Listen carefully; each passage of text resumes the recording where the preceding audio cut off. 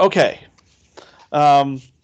Now, last time we saw a iterative method for solving a symmetric positive definite system, method of steepest descent. And what I was able to demonstrate to you is that this method converges rather slowly, even though it's always guaranteed to make progress towards a solution with each iteration, but that can still result in a lot of iterations. And if a matrix is ill-conditioned, then it's particularly bad. And a key problem is that each search direction that it's taking to get to the solution is orthogonal to the previous search direction, but it doesn't necessarily mean it's orthogonal to previous search directions. We saw in a 2x2 case, alternating directions were parallel to one another, so there was a zigzag thing going on. So we'd like to have each search direction be, as much as possible, independent of a previous one, so it's always covering new territory as it navigates through n-dimensional space to a solution. And so Lanczos iteration is one method that's designed with that idea in mind, and it'll set the stage for conjugate gradient methods, which is what I will cover on Wednesday. Okay. Okay.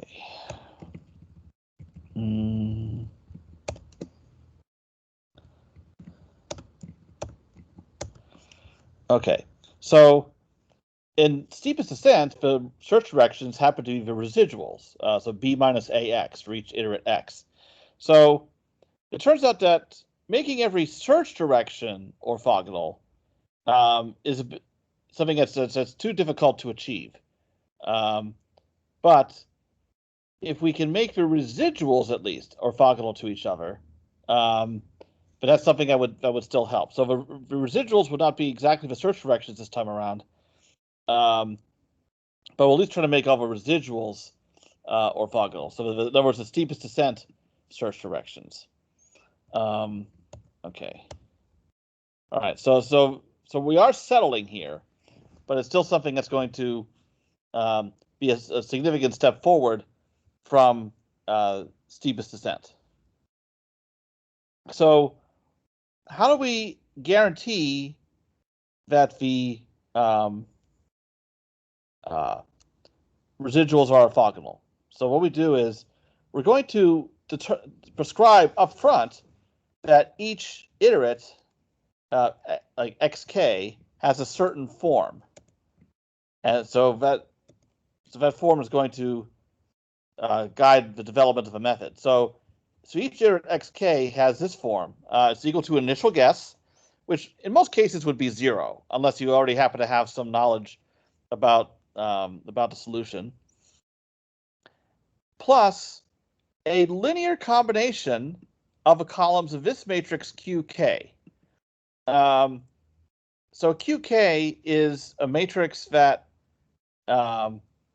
has, so if this is an n by n system, qk is n by k, so it has orthonormal columns. Now, this is not exactly the same as an orthogonal matrix. Now, an orthogonal matrix satisfies, Q transpose Q's identity. But I want to emphasize here, but we're assuming here that QK is rectangular. In other words, n is much greater than k. So if I go the other way, QK transpose is not identity. So when this equation is equal to identity both ways, that's when you have a square matrix that is orthogonal. That's not what we have here, but it has orthonormal columns, so this one does apply, and that's really all we need. So so each iterate is initial guess plus a linear combination of these orthonormal columns, and the vector yk has the coefficients of the linear combination. So we're just going to prescribe up front, every iterate has to have this form. Now, how do we get these columns so that they're orthonormal, and how do we get this vector yk? We don't know that yet, but trying to make all the residuals orthogonal is going to help us with answering those questions.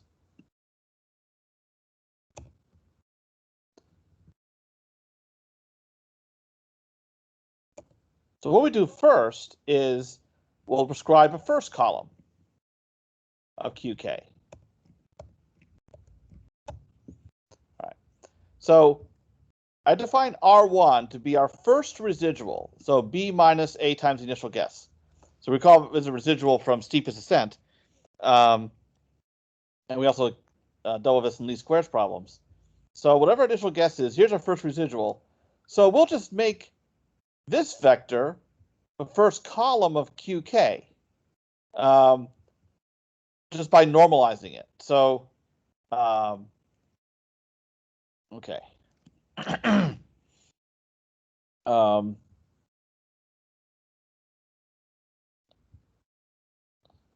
need to add some notation here.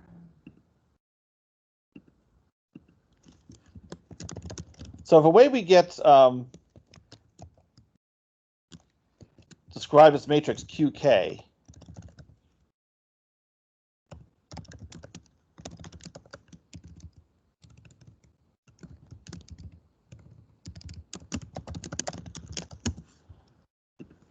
is in terms of its columns.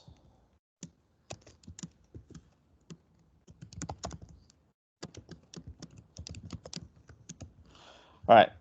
So capital QK has its columns, Q1, Q2, and so forth up to QK. So in other words, each new capital Q we get by taking the columns of a previous one and adding one more on. And now I can give you a formula for the first column.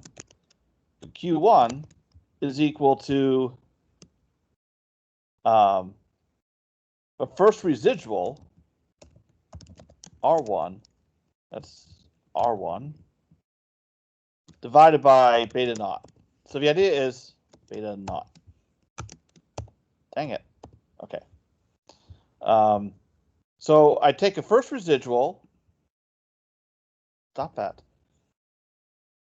R1, compute its norm, a 2 norm, that gives me beta naught, and then divide to normalize R1, and that gives me Q1.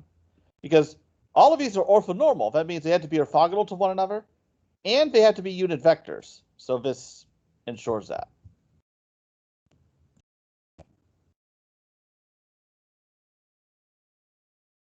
Okay. Now, if I take xk to be of this form, then I can substitute that in here. And this is what I get for residual. Now, I'm going to add an intermediate step here. Okay.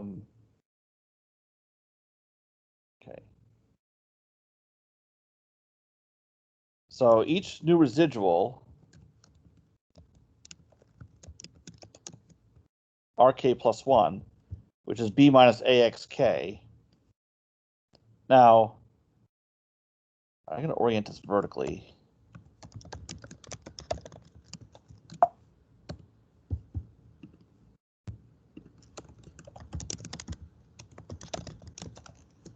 Okay.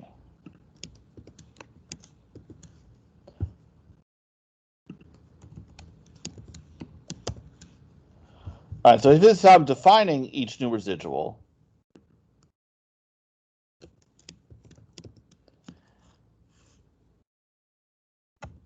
Okay. Now, if I fill in the definition of xk right here, so I'll just dump it in here.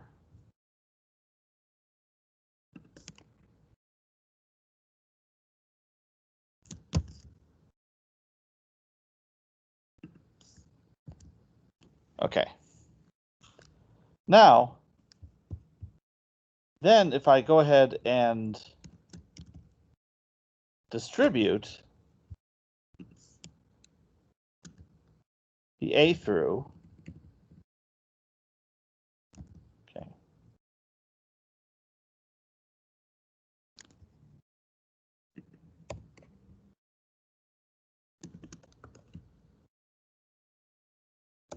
All right. Now what we have here, that's R1, the first term. And then I have the rest.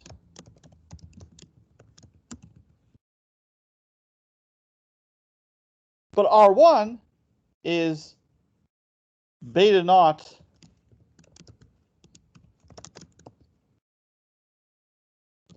times Q1, the first column of QK,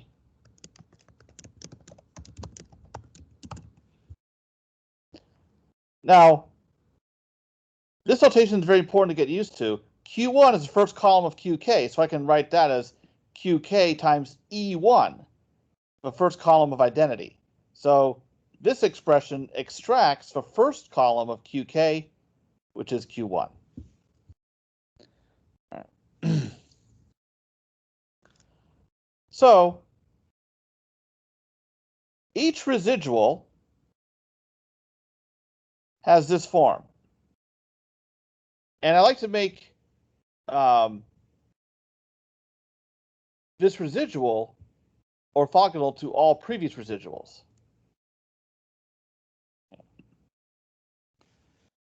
Now, one thing I want to point out, though, is each residual is a linear combination of the first residual and all the columns of QK multiplied by A. So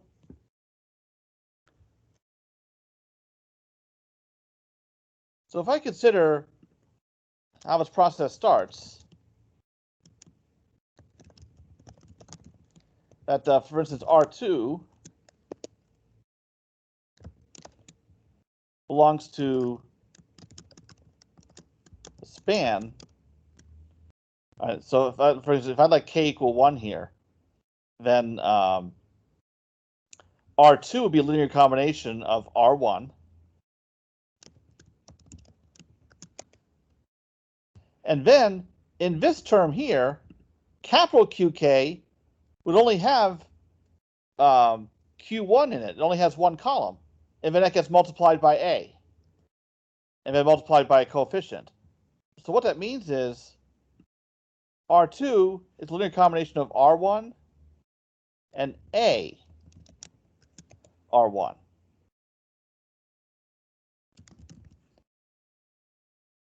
Now, suppose I keep going. R3.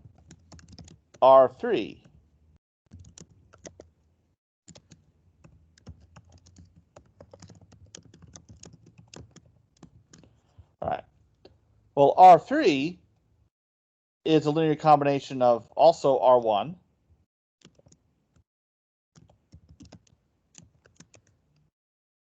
and then capital QK, which in this case would be Q2, would have the normalized R1 and R2 in it, or Q1 and Q2, and those are multiplied by A.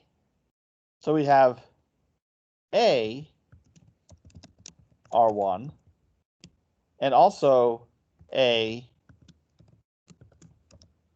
R2. But R2 is already known to be a linear combination of R1 and AR1. So if I multiply R2 by A, I'd have a linear combination of AR1 and A squared R1. So this subspace, which can be defined in terms of these vectors, can also be defined in terms of these. R1, AR1, and A squared R1. In other words, if I take a vector R1, oops, I forgot to span here. Okay. And then keep multiplying it by A. That describes the subspace where all the residuals reside. So I can describe this more generally now. The residual lies in the span of a space fed by the columns of QK, and also multiplying A by those columns. So the columns of QK form an orthonormal basis for what is called a Krilov subspace. A Krilov subspace, which some of you know is an essential ingredient in my research program, because I have Krilov subspace spectral methods, or KSS methods, is a Krilov subspace is a subspace defined by a chosen vector, which is R1 in this case, and then you keep multiplying that vector by A. So here we have a k-dimensional Krilov subspace that starts with R1, AR1, etc., all the way up to A to the k minus 1 R1. So you have k vectors in total. So k is a dimension of its Krilov subspace. And it's often written this way in terms of the initial vector, the matrix you're multiplying by, and the dimension of a space, how many vectors you have in here. All right. So now that we know that every residual belongs to this Krilov subspace, what we can do is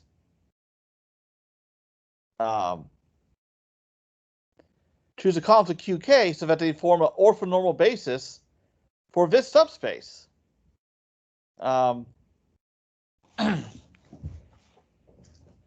that would guarantee that this residual, the next residual, would be the span of a next matrix, capital QK plus 1.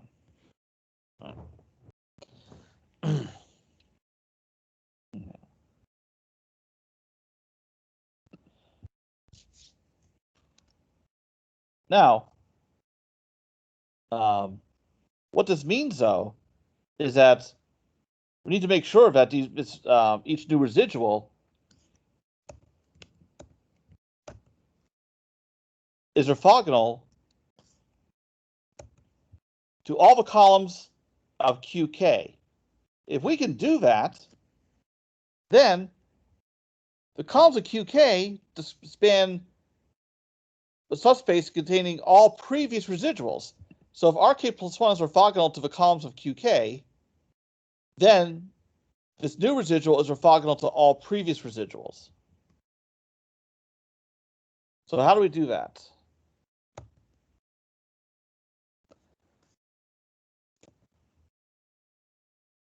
I have to make sure this product, QK transpose RK plus 1, which is the dot product of all the columns of QK with RK plus 1, must be 0. Okay. Now, the way that I do that, and I'm going to rewrite this and fill in additional steps as needed.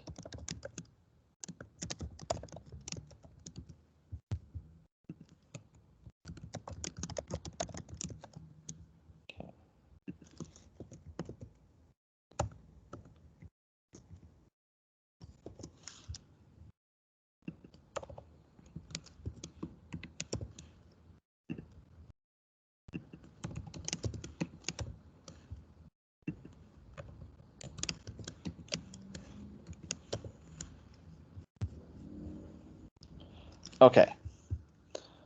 So I want this inner product to be 0. So first I fill in the definition of residual RK plus 1. Now, when I fill that in,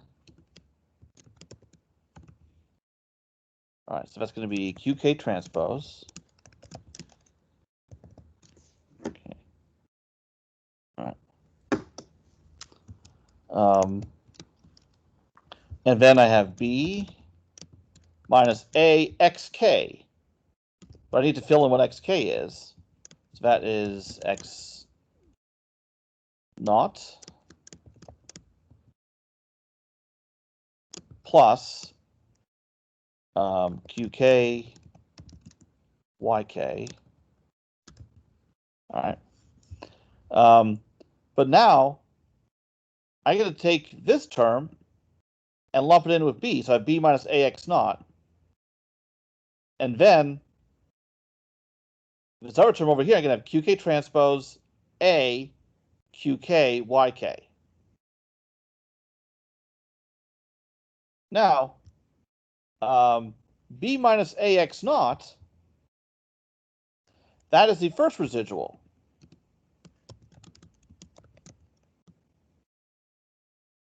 R1.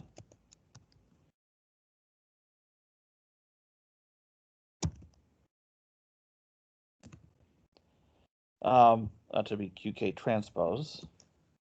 Okay. R1 is equal to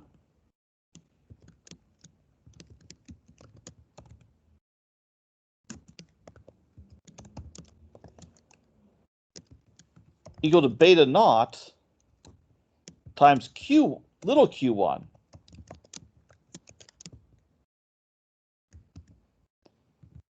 Okay. Now with Q1 is the first column of QK. So little q1 can be written as, I'll move a beta naught out front because it's just a constant anyway, just a scalar. So then Q1 is equal to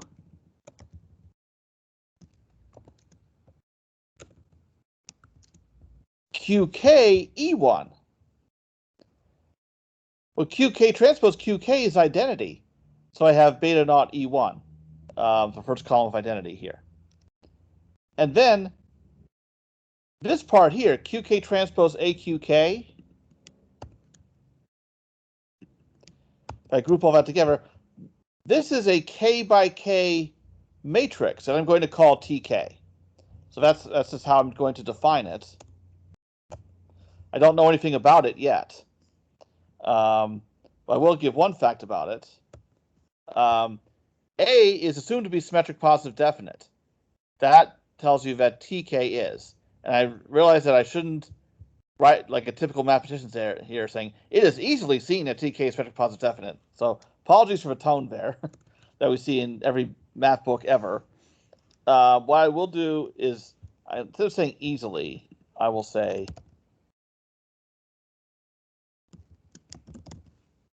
it can be quickly seen. In other words, to prove it does not take very much. So I'll show you real quick. If I have a non-zero vector x, I want this to be positive for TK to be symmetric positive definite. But if I fill in the definition of TK,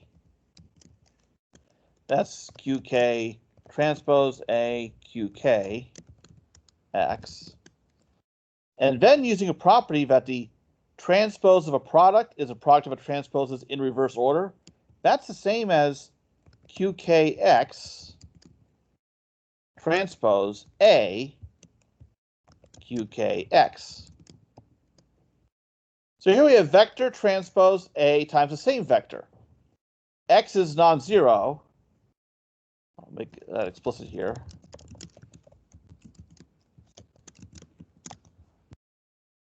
Therefore, QKX is also non-zero because QK is non-singular. Its columns are orthonormal.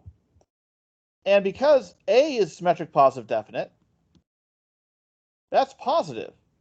Therefore, this is positive. Therefore, TK is also symmetric positive definite.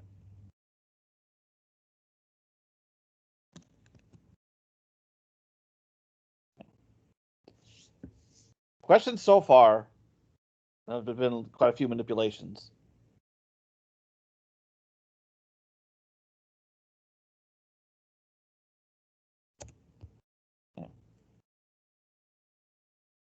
So what I want to recap real quick before things get even uglier is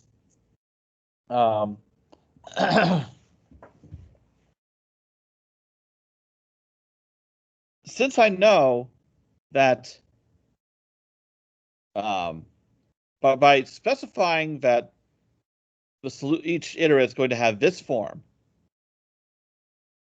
that gives me that each residual belongs to a subspace of this form, where we take the first residual and then you keep multiplying by A.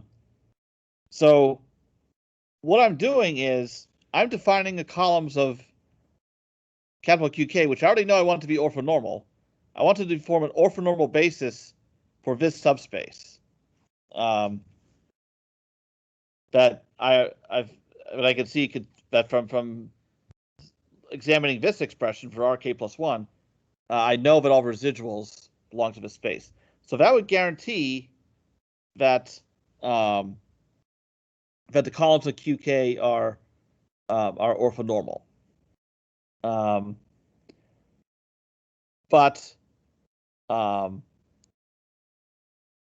what I don't have yet is ensuring that each residual is orthogonal to all previous residuals.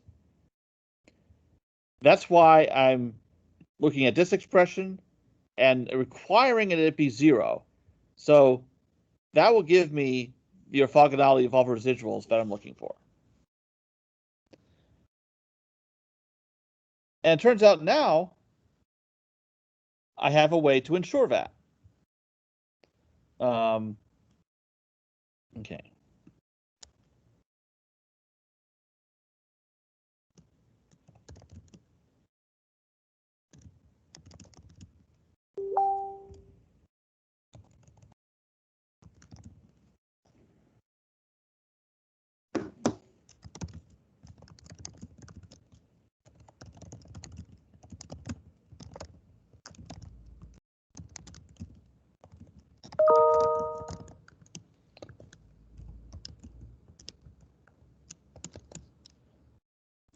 So this vector yk, which at this point is unknown,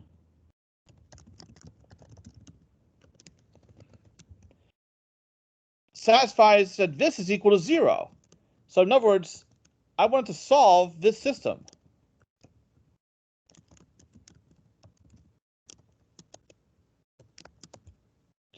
With subscripts here. All right. So if yk is a solution of this system of linear equations, so it's basically an ax equals b problem, then all residuals will be orthogonal because then this will be 0.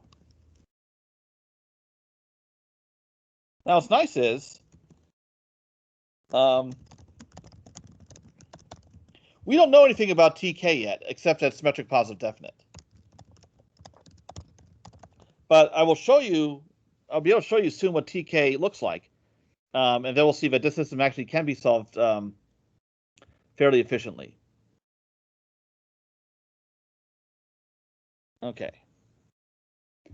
Now, how are we going to get a hold of TK? Because we do have a definition for it here. But this involves a matrix multiplication. We don't want to do that. If there's a way to get TK more efficiently, that would be preferable. All right. So what I'm going to do is I can specify that all the columns of capital QK have this form. That each little qk is a polynomial of A times, oh, that should not be B, that should be R1. Okay. This is something I have on my list of mistakes in the book already, so I don't need to add a new mistake, but it just was not fixed in the notes. Okay, so it should be R1 also. Okay. Now, the reason why I can say that each little qk is a polynomial of A times R1 is because of what I already know about these columns. They span this Krilov subspace. So for instance, the first column is just a multiple of R1. The second column is a linear combination of these two vectors, the first two. So in other words, it's a linear polynomial of A times R1. The third column is a combination of these first three vectors. So it's a quadratic polynomial of A times R1, and so on. So the K vector is a polynomial degree K minus 1 of A times R1. And it turns out that these polynomials, because I want these vectors to be orthonormal to one another, these polynomials have to be orthogonal. In fact, they have to be orthonormal too. But the term that's normally given is orthogonal polynomials. Now, vectors are orthogonal if their inner product is 0. What inner product do we use in this case? This is the inner product of two polynomials, is defined in this manner.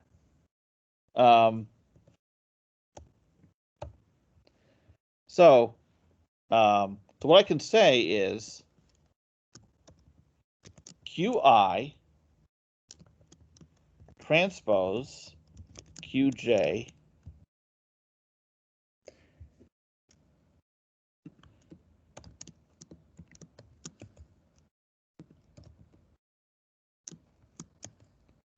okay. Let me rearrange this a bit.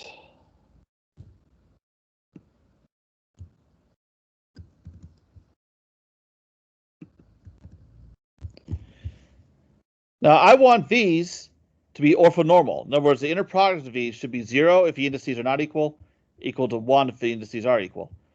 Well, if I fill in the definition of Qi and Qj, then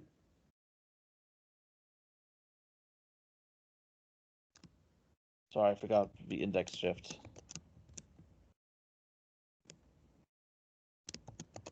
Okay.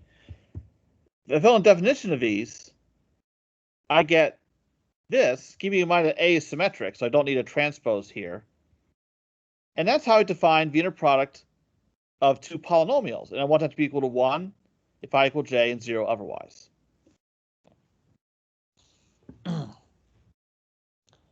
So by ensuring that the polynomials are orthogonal and defining the q's in this manner, the q's will be orthogonal too. Now, one thing that's known about orthogonal polynomials is satisfy what is called a 3-term recurrence relation. Each new orthogonal polynomial of degree j depends on the previous two. Where lambdas are variable for a polynomial, and then these coefficients, these alphas and betas, are coefficients that are chosen to make sure that all the polynomials are orthogonal. And this recurrence relation is valid for j greater or equal to 1. And then here we have initial conditions for recurrence relation. The polynomial degree 0 is just a constant, so it's just 1 over beta naught. And then, just for notational convenience, p sub minus 1 is defined to be 0. So that way, when j equals 1, I really only have everything up to here. Like when j equals 1, I don't need this term because it's 0 anyway. Okay. Now, where does this relationship come from?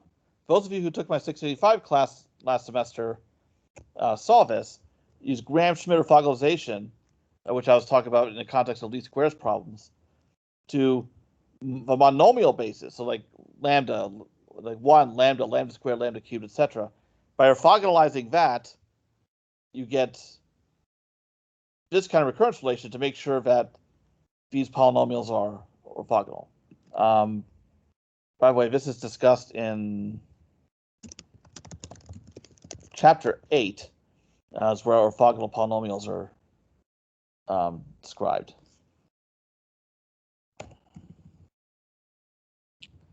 Now, so what can I do with this recurrence relation? How does it help me? So what I could do is, if I think of lambda as being A,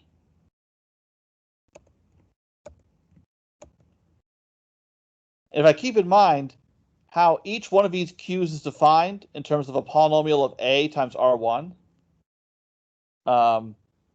then this is what we get. I'll show step by step. So I'm going to take this equation, replace lambda with A throughout, and then multiply on the right by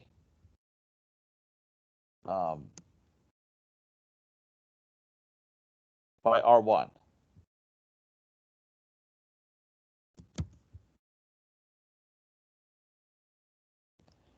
Okay. Whoops. All right.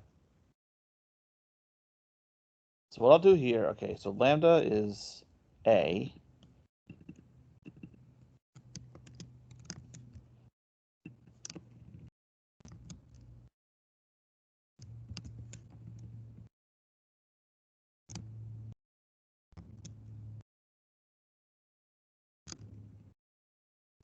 All right. And then I'm going to distribute this pj minus 1 of A through here.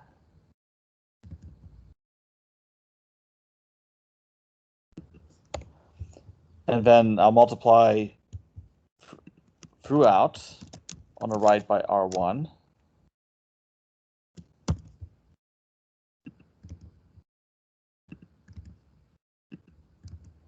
Okay. Now, if I look at the definition I have up here, pk minus 1 of A, R1, is qk. So I can use that idea in every term down here.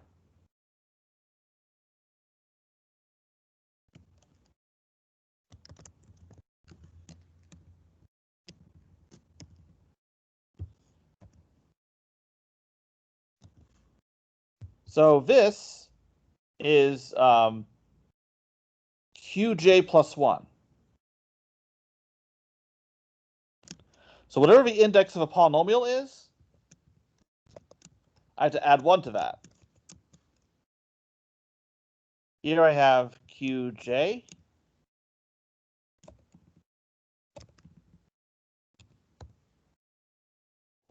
Here again I have qj.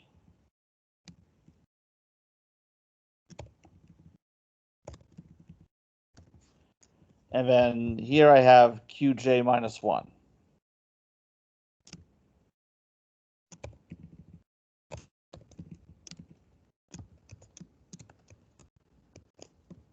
Okay.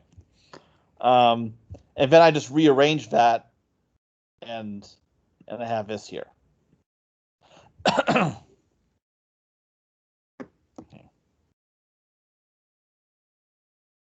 Now,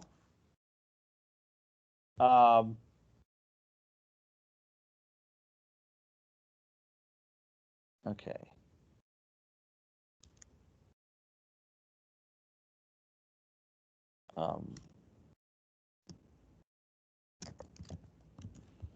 So now what I can do with that,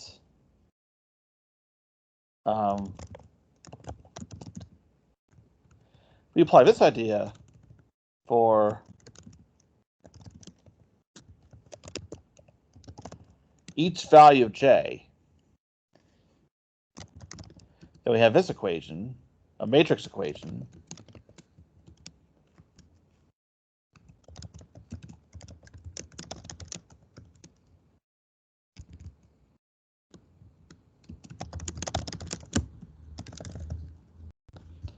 All right, so I have on the left side, I'll have this.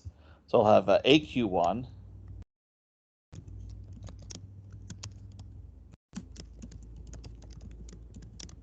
AQK,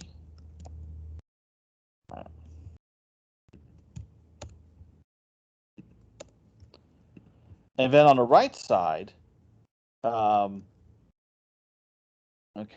make sure I have this right here.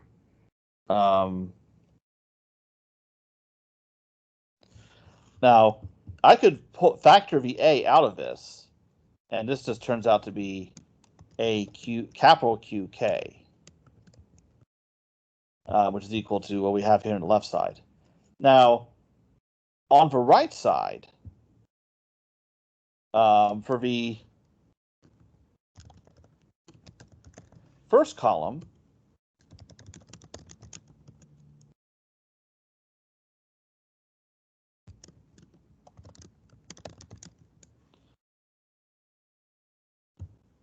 AQ1 is equal to beta naught Q sub minus 1, but that's 0. Oh, I'm sorry. AQ1 is beta naught Q naught. Okay.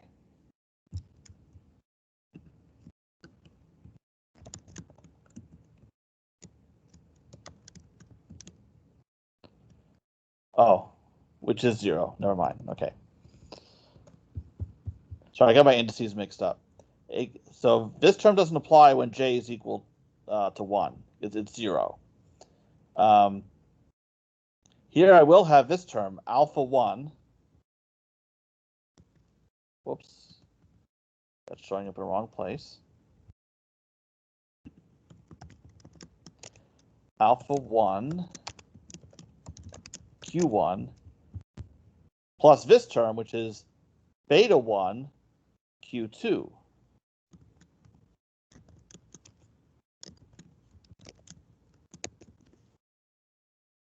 Okay. All right, so that's the first column of this matrix. In the second column, I'll put this in parentheses for clarity. Okay.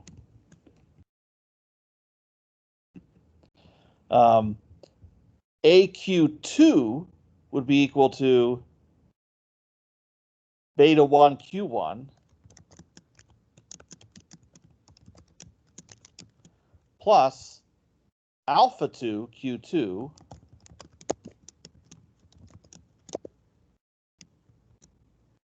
plus beta 2 Q3. Okay. And this pattern keeps going. I'll include the last one. So AQK would be beta K minus 1, QK minus 1, plus alpha K QK,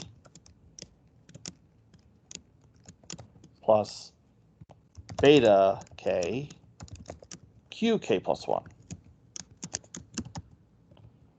All right. The line went a little long, but that's okay. All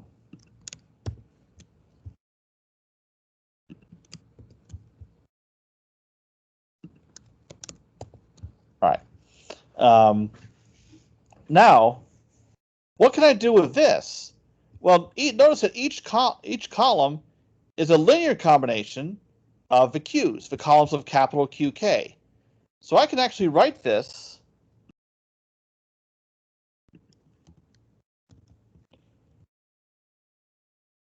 in this form. Okay.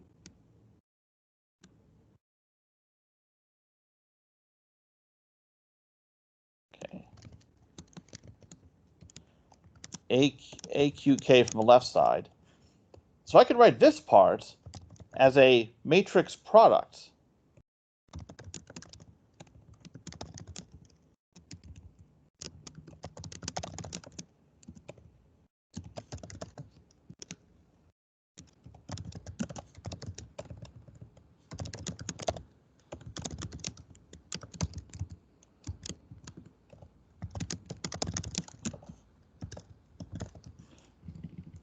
All right. So if I take all the columns of capital QK, the Q1, Q2, etc., put them on the right.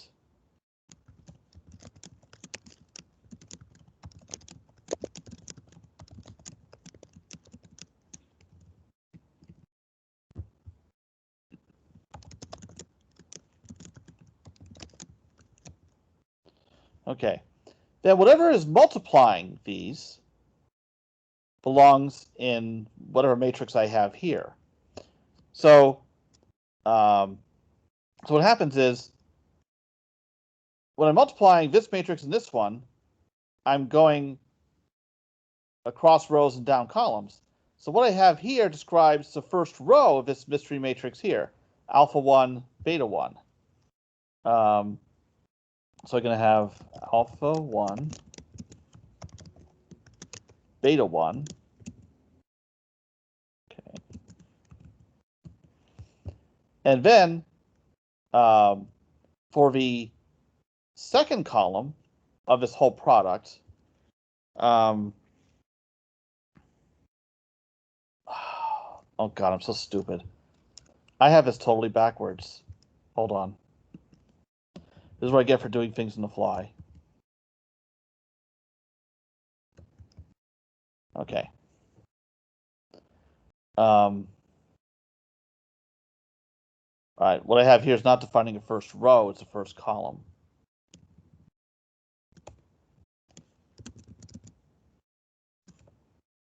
All right. I apologize for causing hopeless confusion, but let me try to clean this up anyway. When I multiply these matrices, to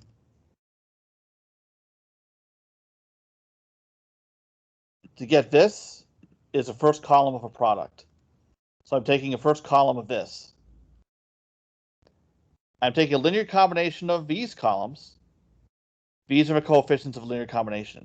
Here I have only Q1 and Q2. So it's Q1 times alpha 1 plus Q2 times beta 1.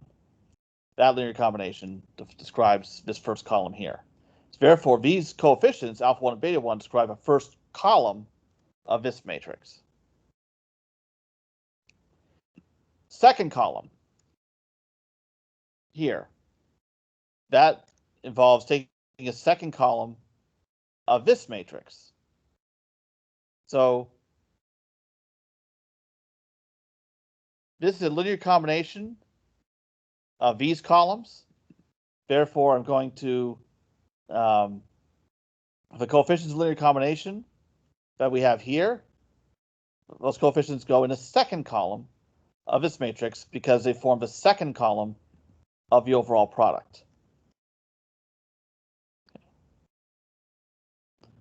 So whatever's going, multiplying Q1 goes in the first spot, so that's beta 1.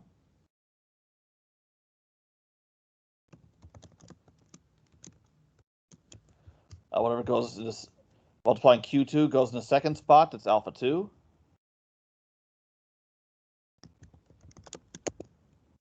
And then whatever's multiplying Q3 goes in the third position, that's beta 2.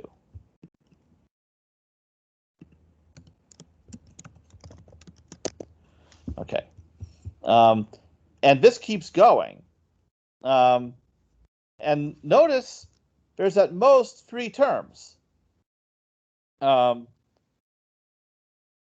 each one of these columns of AQK. Therefore, there's going to be at most 3 non-zero entries per column in this matrix. In fact, what we're going to find out is this matrix is tridiagonal.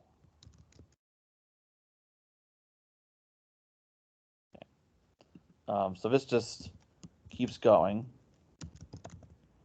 All right. All the way to the end.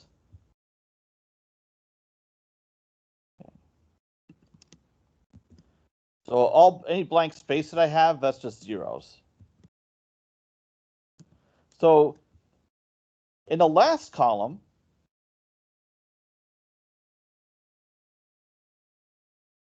what I have here is okay. Multiplying QK minus 1, that goes in the second to last spot in the column. Okay. So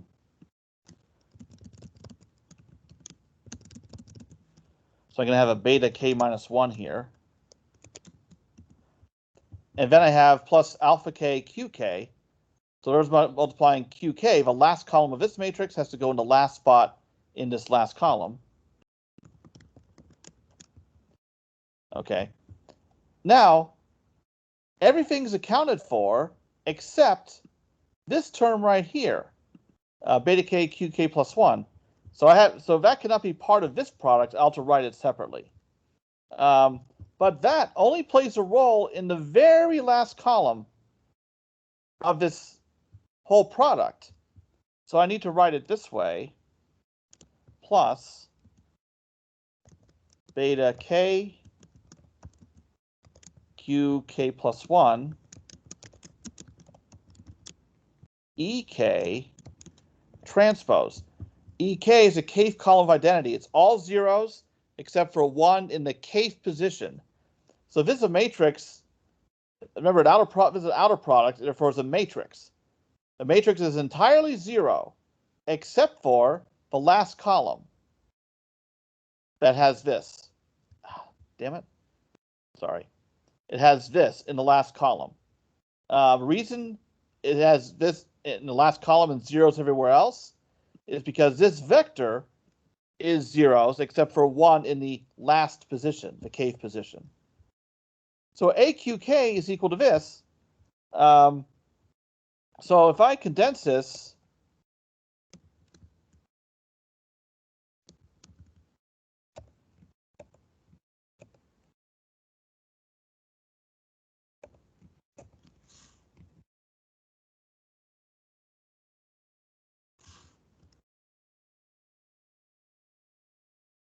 okay.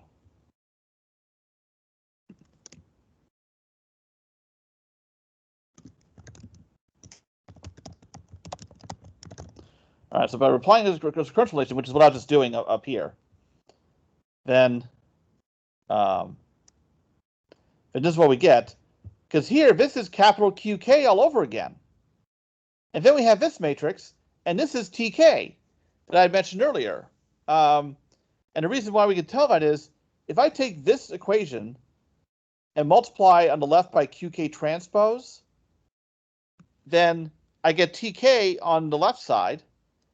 And on the right side, I have QK transpose QK, which is identity. So this is also TK. And capital QK is orthogonal to this. So that term would be 0. So this is the elusive matrix TK that we needed. And the coefficients from a recurrence relation, these alphas and betas, are what populate this matrix. Okay.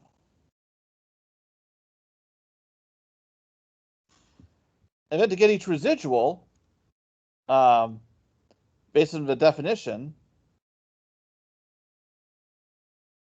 I gave this expression earlier, but AQK I can replace with this. And that's what I've done here in this next step.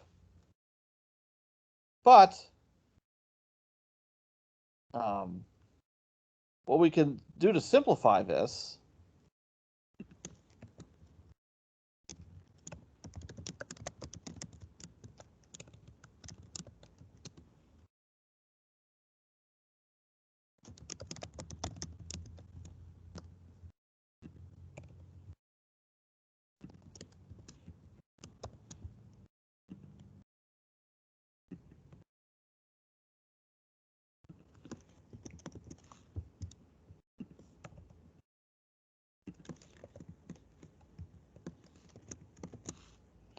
okay. Because what I could do here, these first two terms, is factor QK out to the left. And then the last term is going to stay the same.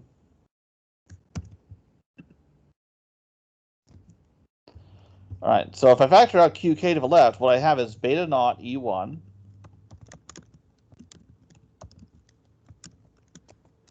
minus TK YK. But we saw this expression before.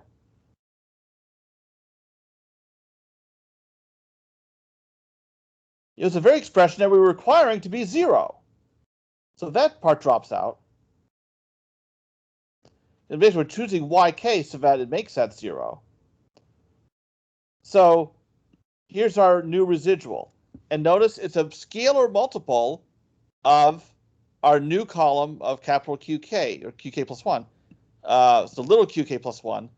So in other words, each of these new orthonormal vectors that we tack on to capital QK, they are scalar multiples of residuals.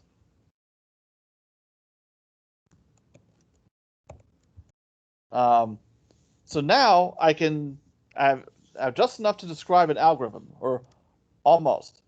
I need to go back to, so actually this statement is a little premature.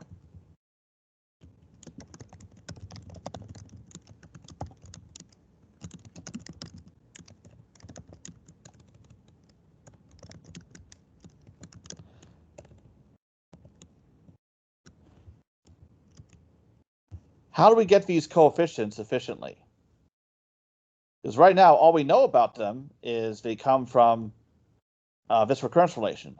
But that is what's going to help us. And actually, I'm going to use this one.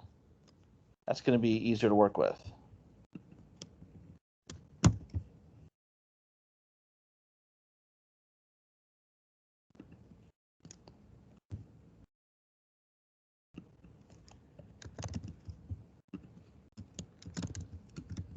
So if I start with this equation here, it comes from our free-term recurrence relation.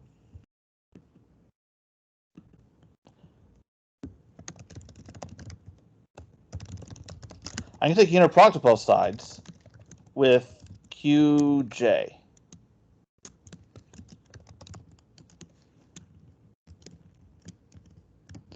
All right, so I'm going to put a Qj transpose in every term.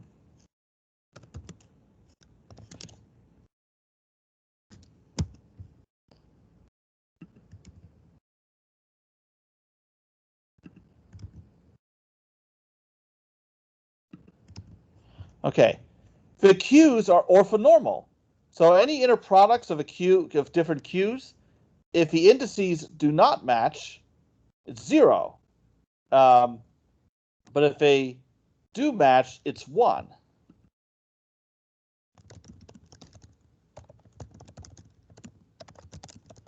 So the left side is 0. Here we have, okay, so this term stays the same. We can't do anything with that. And then Qj transpose Qj is 1, so we just have alpha j. And then this term is also going to be 0, because the indices are different. So now we have this equation. So that gives us alpha j. Alpha j is equal to this.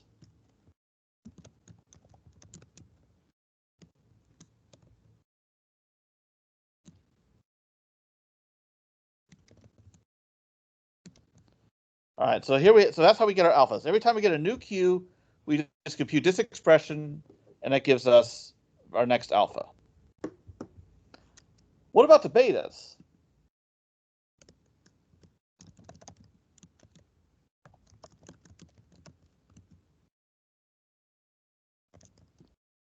Well, I go back to this equation again.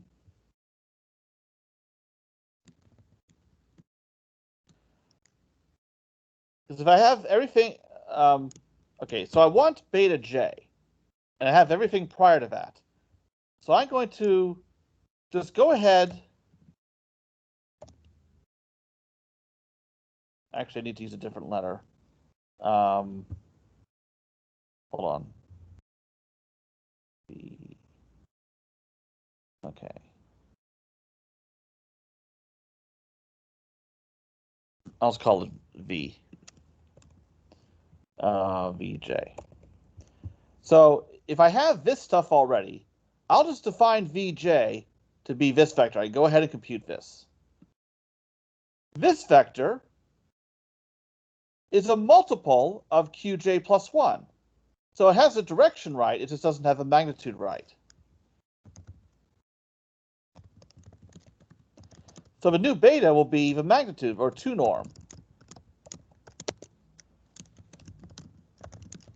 then that gives me the new Q. I just normalize. All right. So these are the key steps here. That gives me the alphas and the betas. So from there, I have my matrix capital TK. So now, at long last, and with not much time left,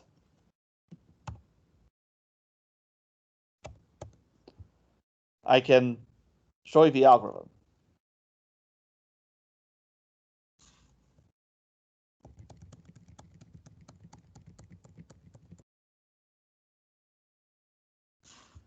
Lanczos iteration. So it was Cornelius Lanczos who developed this and many other things. So this is the algorithm that I've been laying out. So it solves AX equals B when A is symmetric positive definite in such a way that it's an iterative method where the residuals are all orthogonal to each other. So you choose your initial guess, which can always be 0. We define the first residual. In the earlier notes, it's called R1, but for convenience, I'm calling it V0 in here. Q0 is actually not part of capital QK. It's just 0 for notational convenience. So then I compute my betas. So the first one would be beta 0. And then I compute from there the next little q. So I get my next orthonormal vector. Then I compute my alphas, and this is QK transpose AQK.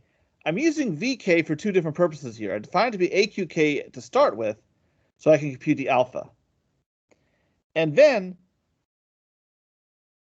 I subtract off these other terms, which conforms to what I have here. It's the exact same thing. That will set up the computation of the next beta on the next iteration and generating the next Q on the next iteration.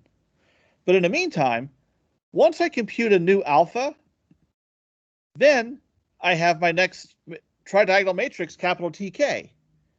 So actually, I'm going to write it this way.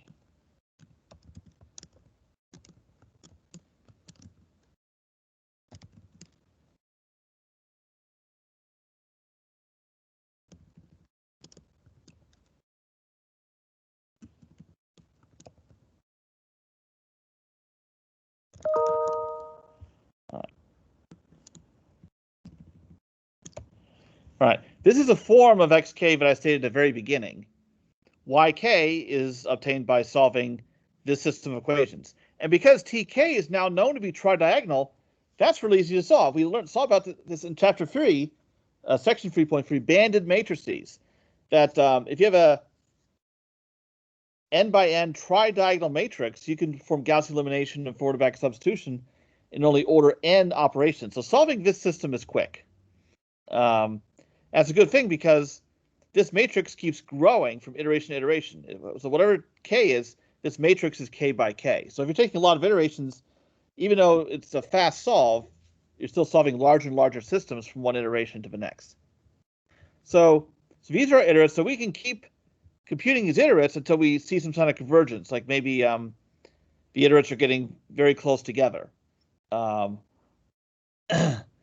certainly if this vector, which is parallel to the residual, if it turns out to be nearly 0, like if VK turns out to be nearly 0, that would be a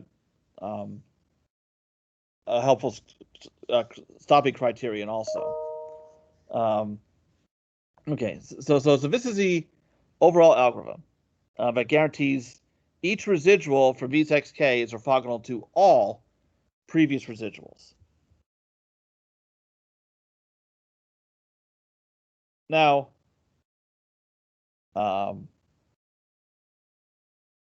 okay.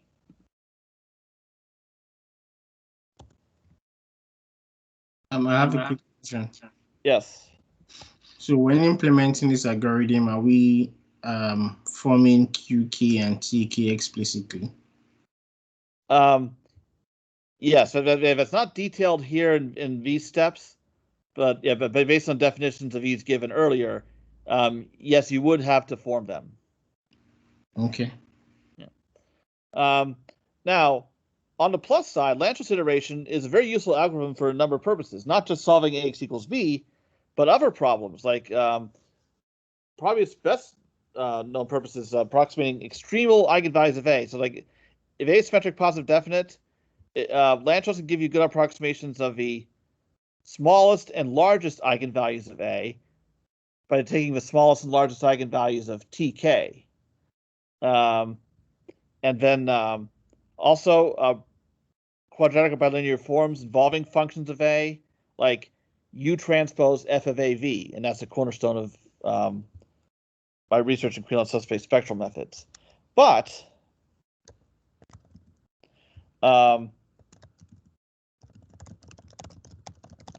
it's still not the most efficient method because of what Samson was just asking about, the need to explicitly form QK and TK.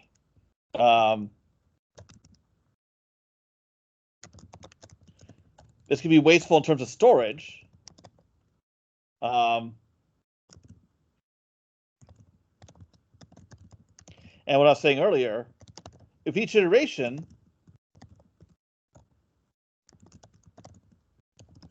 you're solving a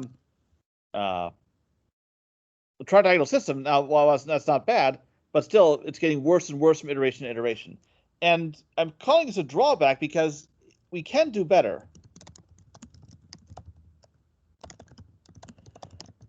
For a non-stationary iterative method, and this was meant to fix an earlier non-stationary method, steepest descent. What we should be able to do is compute each new iterate, xk,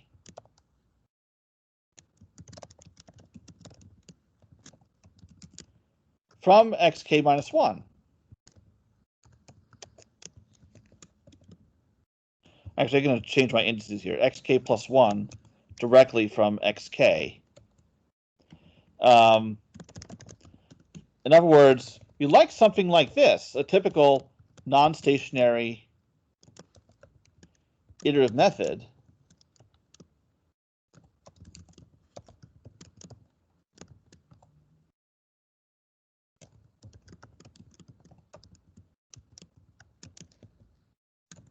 Something of this form, where we choose a search direction, we multiply it by some scalar, and update our previous iterate to get our new iterate.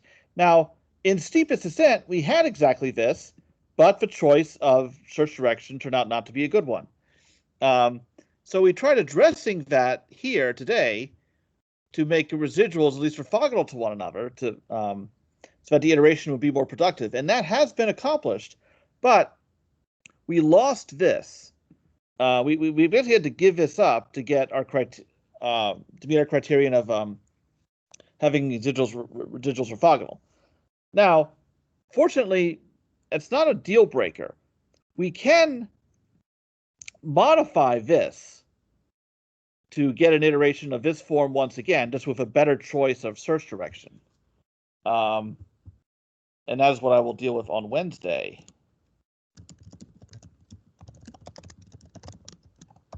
And that is what will give us the conjugate gradient method. Okay. So to recap, again, I know there's a lot of manipulations here, but I want to just highlight the main points so that you can look at the manipulations later, like to fill in the rest. That because the solution has this form, each residual has this form. By recognizing with this multiplication by A, that each residual is in the span of a Krilov subspace generated by R1, that we can guarantee the columns of QK are orthonormal by forming them to be an orthonormal basis for this subspace.